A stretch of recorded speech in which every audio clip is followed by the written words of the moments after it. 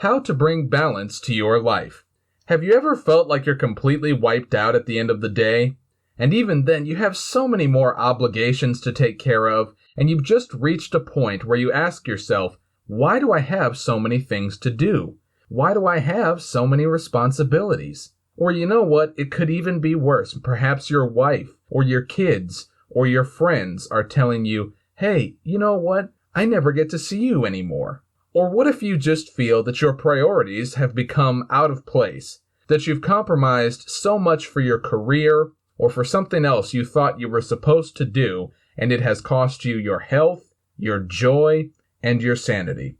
What do you do about this? And how can you get your life to be more balanced? Well, I'm glad you joined us in today's video.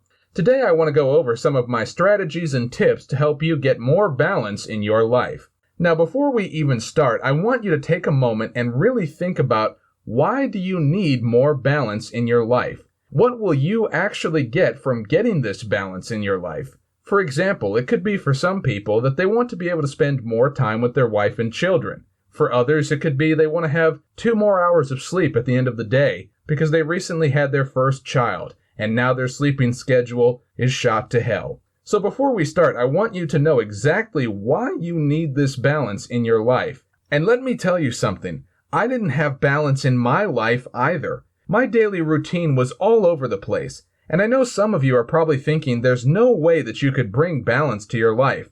Let me tell you something. I want to be able to play the computer every day for at least 1 or 2 hours. And guess what? It wasn't possible for me at first, but I had to find a way to make it happen. The truth is, we're all given the same amount of hours every day. We're all given the same amount of days in a week and the same amount of weeks in a month, and so on. So at the end of the day, it all comes down to how we manage that time. But now that you know why you want to have more balance in your life, I want you to do that thing that you promised yourself you would do. If you said you were going to have a dinner with your family, then have a dinner with your family. If you said you were going to go work out today, then go work out. Now, obviously, sometimes things in our lives just come up. And I don't mean to be so hard on people and sound like I have no understanding, because the easiest thing to do is to say, well, you don't understand. You don't understand what my life is all about. I have 11 kids, 4 jobs, 3 mortgages, and everybody hates me. Well, sorry, the truth is, I don't know what your story is.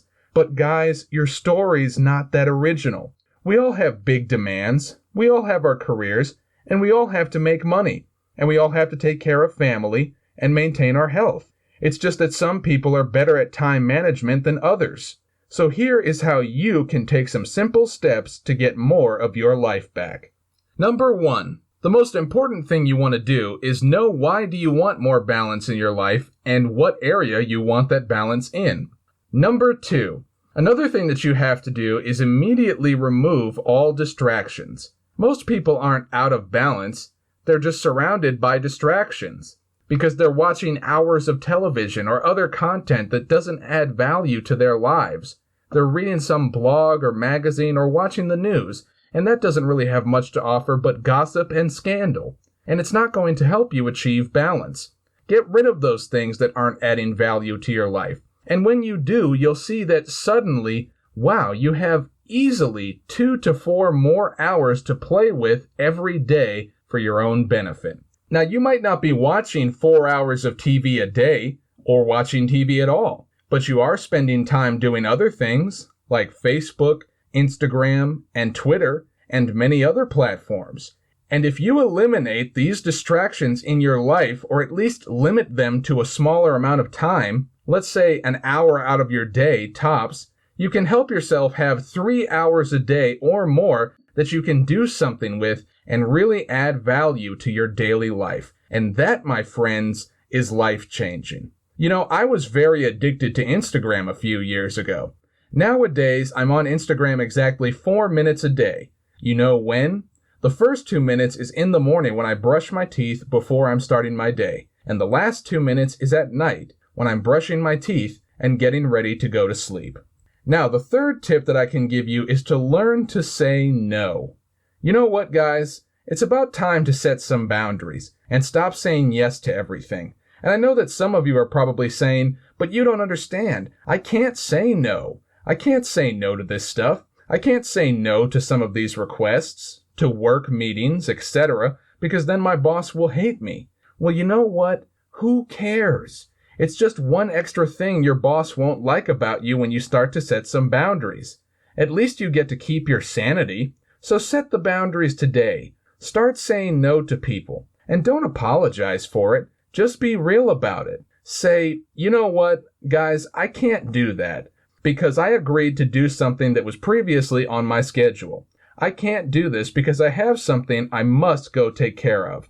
Because you know what? If you'll agree to some last-minute request from someone, then it's not fair to all the other people that you have scheduled for those previous dates.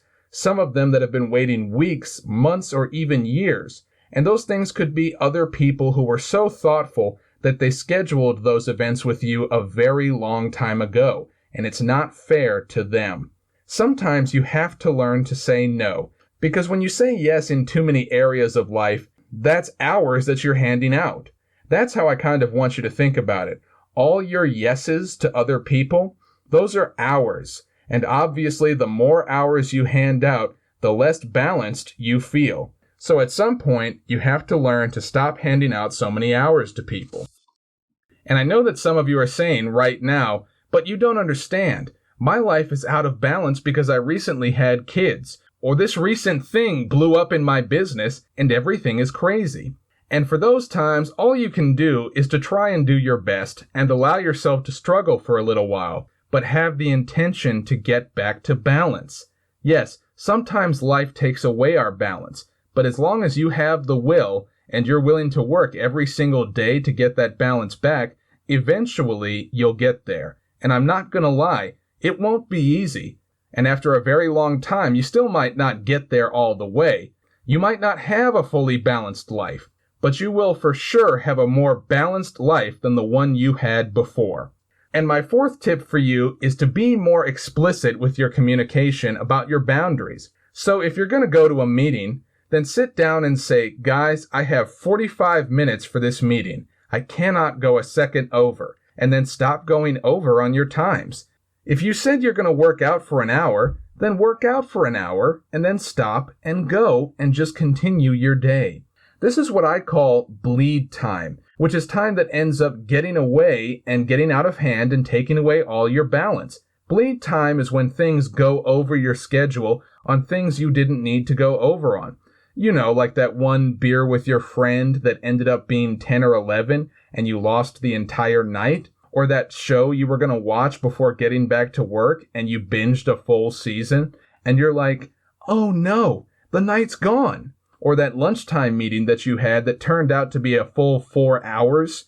That's called bleed time.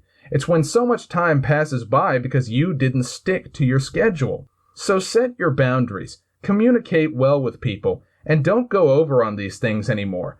A lot of people, if they stick to their plan and if they say, we're only going to do this for so long, and then we got to get out. If they stick to that, they'll have a better balance. And now, here's the last tip I've got for you. Number 5.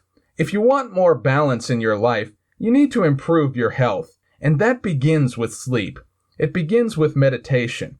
If you add more sleep and more meditation, and you're more focused throughout the day, you're more productive. And that means you're more efficient every day, so you get more done and can be more balanced. And deal with stress better, so you're stronger and you say no to people.